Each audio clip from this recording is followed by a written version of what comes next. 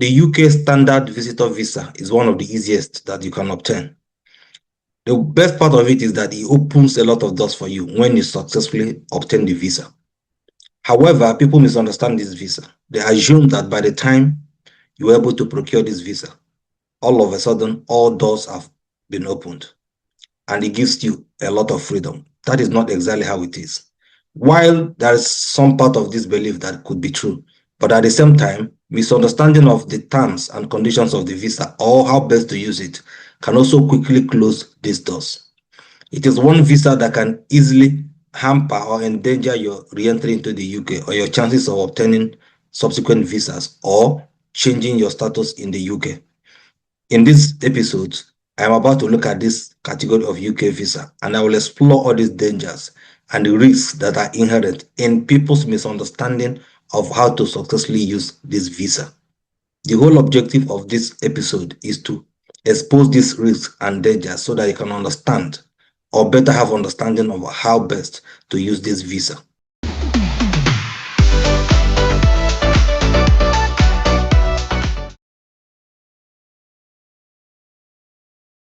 My name is Willis and welcome to Factual Briefing. This is a platform that discusses migration, money, and strategic positioning. Here, we don't discuss motivation, but we discuss long-term strategizing. The objective is very clear: to explore opportunities for Nigerians at home and in the diaspora, to explain immigration policies, regulations, and case laws, to report relevant updates and things affecting your money and migration objectives, to address many of the biggest mistakes people make about relocating abroad, which may not be obvious at the beginning, but eventually become clear many years later when the consequences are already difficult to reverse. If these are things that you are interested in, please hit the subscription button right away and join us. But if you're already a subscriber, thank you for being part of this episode. The standard visitor visa is one of the most flexible currently that the UK offers. Whether you're coming to the UK for the purpose of visiting family, for private medical treatment, for business visits, or even for academic purpose, probably you want to undergo a short study for up to 6 months. This single visa category now allows you to do any of these things. This is unlike what we used to have in the past, where you are required to fill different visa applications depending on your purpose of coming to the UK. In the past, when you're coming to the UK to do any of these 4 things I just enumerated, visiting family, private medical treatment, undergoing a short course that is not more than 6 months, or for business visits, all these things, you are required to fill different visa applications. But currently, everything has been merged under one single visa category called the UK standard visa, making it a lot easier for you to procure a visa to the UK to do any of these things. Now, virtually everything I've said about this visa looks pretty straightforward, but I'll tell you where people get things confused. The standard visitor visa has several layers of validity period. This is unlike what is obtainable in some other developed countries. I will use the United States, for instance, because they have a similar visa category, which is called the B1, B2 visa. Now, in the United States, this particular visa, if you recall, is to have the validity of up to 5 years, 2 and 5 years, I think so. But following the reciprocity clash between Trump and Nigeria, this was reduced from 5 years to only 3 years. And sorry, only 3 months. And not only that, it was reduced to 3 months. This 3 months is only single entry. In other words, if you apply for B1, B2 visa category to United States right now, what you can get is only 3 months single entry. On the other hand, the similar version in the UK, which is what I'm discussing in the episode, called the standard visitor visa, has multiple validity periods. It has 6 months, 2 years, 5 years, and 10 years. Now, where this particular category also differs from the US version is that the UK version has multiple entry features. In other words, whether you have 6 months or whether you have 2 years, 5 or 10 years, you are allowed to enter the UK as many times as you can or as many times as you wish, depending, as long as the validity of that visa remains. If you have 6 months, within that 6 months, you are allowed to come in as many times as you want. If you have 2 years, 5 or 10 years, you are allowed to come into the UK and live as many times as you want. That is the meaning of a multiple entry feature.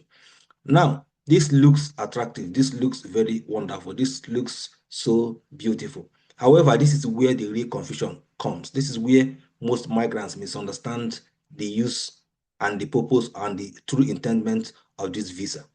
Now, this is where you must pay very close attention, because the costly mistake that most people make comes from misunderstanding of this particular element of the visa. I'm going to take you through two major rules that are relevant or very important for you to understand about the standard visitor visa. I will take you through these rules. I will also enlighten you on the consequences associated with violating these rules. Now, rule number one is what I would call length of stay. Now, for this particular visa category called the standard visitor visa, I've told you earlier that it has different layers of validity period, beginning from 6 months to 10 years. Now, for all the reasons associated with this visa, I told you earlier, if you remember also, that there are about 4 basic reasons why you can apply for this visa. And if you're successful, you can be given a single visa that allows you to come to the UK for these 4 different reasons. I identified 4 of them to mean visiting family, for academic reason, private medical treatment, and business visit.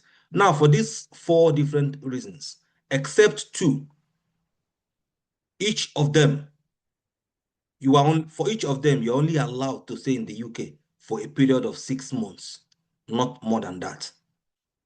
These 2 exceptions are for academic purpose and for private medical reasons. Now, for academic purpose, you're allowed to stay as long as 12 months, not more than that. For private medical reasons, you're allowed to stay up to 11 months, not more than that. Then for any other reason, the highest time you can stay is 6 months. And this is per visit. I repeat that. This is per a visit. For every time you enter the UK, you are not allowed to stay more than 6 months, irrespective of whether your visa has the validity of 10 years. It doesn't matter. If you have longer than 6 months, or even if you have 6 months, you are allowed to enter the UK as many times as you want. That is the element of multiple entry. But for each occasion, you are not allowed to stay more than 6 months without seeking for leave to extend your visa. But I'm not going to go as far as explaining the area of extending your visa. But what matters at this stage of our discussion is, for each time you enter the UK or you are allowed entry into the UK, you are not permitted to stay beyond 6 months, irrespective of how long your visa has eligibility for. Even if the eligibility is more than 6 months, you are only allowed to stay for 6 months and not more. Then you must leave, and then you can re-enter. Now, where people get this wrong is when they look at the eligibility period, how long their visa is, the time the visa was issued, and when it's going to expire. Some people now wrongly assume that until your visa expires, you are now allowed, until your visa expires, you are allowed to stay in the United Kingdom for as long as you want, as long as your visa has not expired. The validity period in your visa is entirely a different thing from the maximum length of stay. So you must differentiate between visa validity and permitted length of stay. There are 2 different things, but people get this wrong all the time. And it is a very costly mistake. So the most obvious risk that is associated with violation of this particular rule is the risk of overstaying. Overstaying in the UK is not just an English language. It's not just an English word. Overstaying is a breach of UK immigration rules. If you are found wanted in this area, that is, if you stay beyond 6 months per entry in the UK, you have overstayed. That is the current UK immigration rule. That's what it states. If you stay beyond 6 months, which is normally the time that you are permitted at the point of entry at the border, that is the maximum length of stay that you are permitted when you enter the United Kingdom. You cannot stay beyond 6 months without seeking permission to elongate beyond this point. But like I said, I'm not going to that far in this discussion. You must just have it at the back of your mind that when you come in, the maximum stay is 6 months, nothing more than that. If you stay even if an hour beyond this, you are guilty of overstaying. And when you are guilty of overstaying, the risk is that even though at that point, nobody is chasing you up and down to ask you or forcing you to leave the UK, you might feel that you are free where you are. Nobody is coming to knock on your door. You have overstayed. Nobody has given you a call from the Home Office that you have overstayed. But under the rule, you have already breached the times attached to the visa that you have. And what this means is that you are no longer in the good book of the Home Office or the immigration authorities. This can affect your visa renewal whenever you apply for renewal, if you intend to do so. It can also, even at the worst case scenario, lead to visa ban if you overstay your visa in the UK.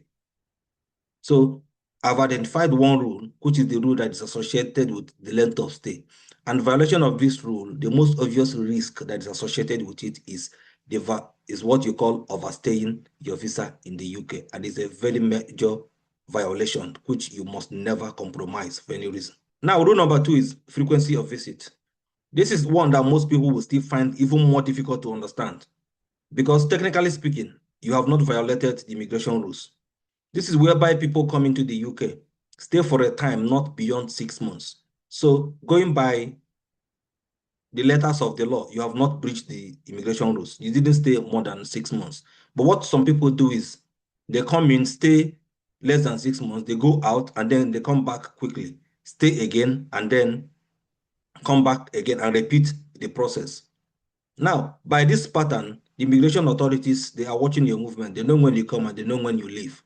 If you do this repeatedly, it's now giving the impression that you are no longer coming to the UK for visitation purpose. You are now indirectly using the standard visitor visa as a way of de facto residential purpose. That is exactly what you're trying to do. You want to live and work in the UK without actually going through the process, without actually acquiring the right immigration status that will allow you to do that. Instead, you are now laying hand on what you already have, the standard visitor visa to come, live and work in the UK. You come, you stay a period not more than 6 months, you log out, then you come in again, stay briefly, log out again, and continue repeating the pattern. At some point, the immigration authorities will catch up with you. And the most obvious risk associated with this rule is what I would call legal overstaying. Overstaying, as you and I know, is against the law. But in this case, you are overstaying, but you are overstaying lawfully. So by the letters of the law, you have not violated anything. By the spirit of the immigration rules, you have violated the intendment, the true intendment of the lawgivers, those who have drafted the immigration rule. What they are trying to prevent is exactly what you are doing. So by their own calculation, you are violating their immigration rules, even though technically speaking, you have not violated any law. But you and I know that immigration is more of an intent than it is about the law. So the givers of these rules are at liberty to decide and to conclude whether you are a good visitor to the UK or whether you are breaching the immigration rules. So if you are caught in this position by the immigration authorities, two things are involved. You can be stopped from or refused entry into the UK, even at the last minute. In other words, you may have boarded a flight and you have already arrived in the UK airport, but the immigration can stop you and refuse you entry into the UK, even though you have a valid visa. Even though you're already on UK soil, they can still, at that moment, refuse you entry and deport you right away. Basically because of your pattern of visit to the UK, not because you do not have a visa, not because you have directly violated immigration rules, but by implications, you are not operating by the spirit of the immigration rules. So you can't be deported, even while already in a UK airport. That is one thing that can happen.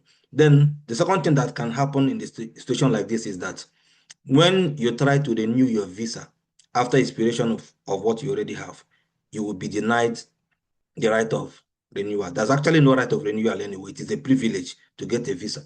But even when you have met every other requirement, you can still be denied renewal, basically because of legal overstaying in the UK. So these are two things that can possibly come out of this particular risk that is associated with the second rule that I just mentioned, which is the rule of frequent visit.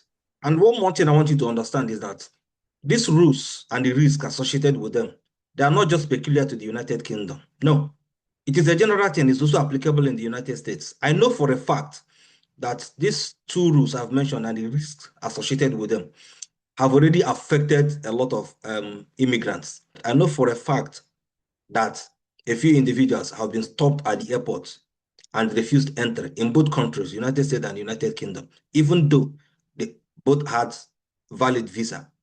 They already boarded the flight, arrived, met every other condition, and arrived and presented themselves at the airport. But because of the data that is available about them, because of the records that the authorities already had about them, which you will never know until you arrive at the airport, they were refused entry and deported back home to Nigeria because of this very reason. I know that people get these things wrong most of the time out of ignorance. It could be out of carelessness, but not always the case, though that can be a contributory factor. But one thing I can tell you is to always seek advice from the right sources. Always seek out a licensed and regulated professional to seek your advice, because sometimes people act on wrong or half-baked information. Sometimes people respond or react to hypes on the social media, which are basically here and not there. If you want to make a decision about any immigration objective, it's always good to seek out advice from the right source or seek information from the right source so that you know that whatever step you are taking, whatever decision you are taking, it is founded on the right and most informed facts and figures. And whatever step you are taking, even if you eventually don't get it right, you know that you did everything you could do. The information you got and the advice you got was from the right quarters. So seek out licensed and regulated professionals so that you know that you'll not be getting anything wrong. This is Factual Briefing. I'll see you in the next episode.